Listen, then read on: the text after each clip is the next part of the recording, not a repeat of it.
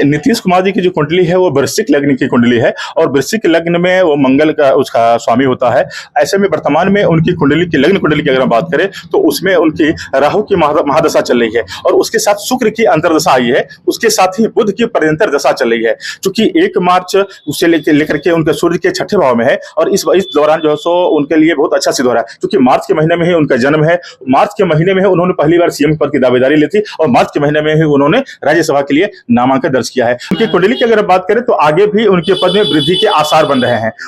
उपराष्ट्रपति तक के जो है सो उनकी दावेदारी हो रही है। 2029 में नवंबर महीने के बाद जो है सो जब अगले चुनाव आएगी लोकसभा के, उस दौरान उनके पद में और वृद्धि के आसार बन रहे हैं। वर्तमान में उनका स्वास्थ्य बहुत उत्तम है, चूंकि ये साल सूर्य का है और सूर्य उनका बहुत ही प्रबल रहा है। तो सूर्य जो है सो आयु आरोग्यता के देने वाला ग्रह बताया गया है ज्योतिष शास्त्र में, इसलिए वो स्वास्थ्य मानसिक रूप से कहें, अगर स्वास्थ्य के लिहाज से कहें तो वो बिल्कुल तरह से स्वस्थ है और अपने कार्यभार को संचालन करने में वो पूरी तरह से सक्षम है।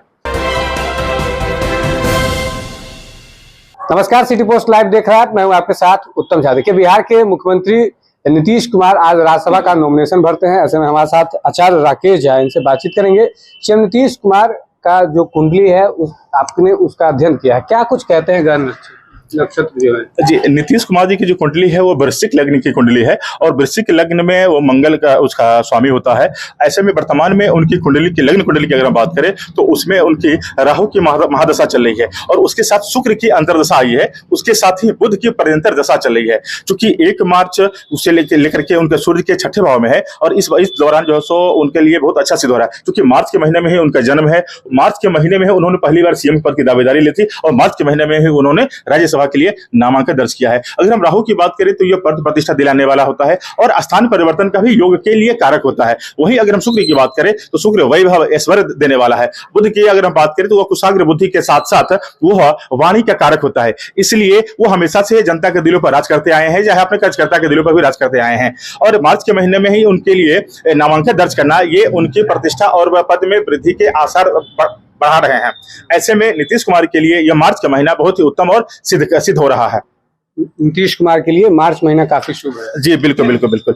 जब शुरू में उन्होंने पहली बार सीएम पद की शपथ ली थी, उस समय चंद्रमा की महादशा के साथ शनि की जब अंतर्दशा आई थी तो उन्होंने पहली बार सीएम पद की दावेदारी हासिल की थी। और जब भी नीतीश कुमार जी ऐसा किए हैं, मतलब किसी के साथ सरकार बना है, तो थोड़े से उनके कुंडली के हिसाब से स्वभाव में थोड़ा सा वो जो है हठी स्वभाव के रहे हैं, इसलिए कई बार समझौता भी उनको करना पड़ा है अपने पार्टी को लेकर के या अपने पद या प्रतिष्ठा को लेकर के। आगे क्या कुछ पद में बढ़ोतरी की कुछ देखे हैं? जी, उनकी कुंडली की अगर बात करें तो आगे भी उनके पद में वृद्धि के आसार बन रहे हैं। उपराष्ट्रपति तक के जो है सो उनकी दावेदारी हो रही है। 2029 में नवंबर महीने के बाद जो है सो जब अगले चुनाव आएगी लोकसभा के, उस दौरान उनके पद में और वृद्धि के आसार बन रहे हैं। एक ग्रह नक्षत्र बता रहे हैं या चुनाव के समीकरण से बता रहे हैं आप? नहीं, ये ग्रह उनके ग्रह नक्षत्रों के हिसाब से मैं आपको बता रहा हूँ। चूंकि अब आने वाले सालों में 2028 में थोड़ी सी उनके स्वास्थ्य में भी गिरावट आएगी, क्योंकि उनके चंद्रमा थोड़ा कमजोर है तो उनको थोड़ा माइग्रेन की समस्या और सांस की समस्या भी उनको हो सकती है। उसके बाद फिर राजनीति में भी 2028 की अगर हम बात करें तो थोड़ी सी राजनीति में भी उनके जीवन पर थोड़े से उसके असर नेगेटिव असर भी होंगे। बावजूद इसके वो इस सबसे आगे निकलेंगे और इसके आगे का भी पद वो हासिल करेंगे। अच्छा, अभी जो आपने अध्ययन किया है ग्रह नक्षत्र का, अभी से पता चलता है कि अभी नीतीश कुमार बीमार है, इससे कुछ पता चल रहा है?